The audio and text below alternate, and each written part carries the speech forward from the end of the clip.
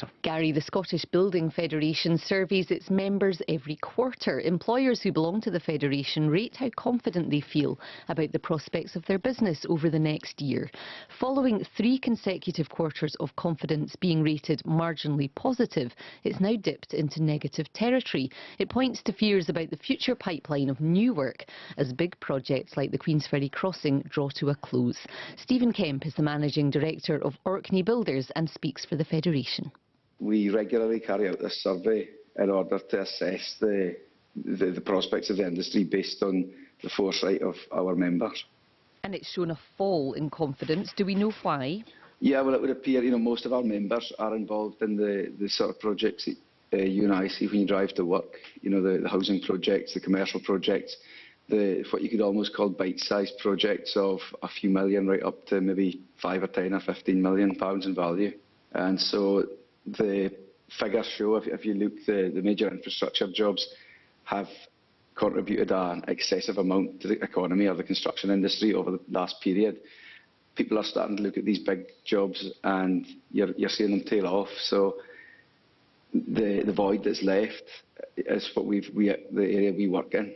And if you look back in 2008-9, the amount of work done in housing and small commercial projects, etc., through the country was much greater in terms of the total proportion of construction work done. So what we see now is a real concern, because all of that sort of work, which is bread and butter for most of the industry in Scotland, is actually contributing a much lower proportion to the total output. And this is at the same time as some of these big major projects like the Queensferry Crossing and the M74 and M8 works over in the west are ending. So why is that? You would expect maybe that the smaller projects would be ticking over.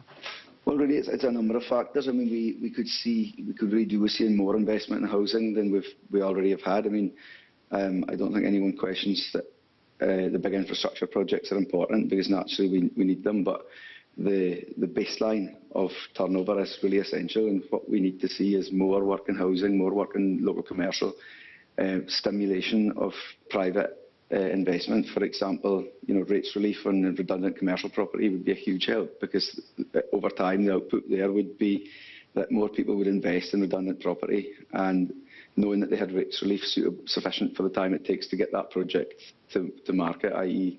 demolish a building and get ready to start building again.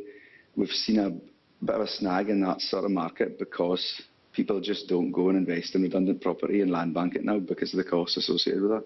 So you're up in Orkney. What's the situation like there? Because it will be different to the mainland and especially the central belts.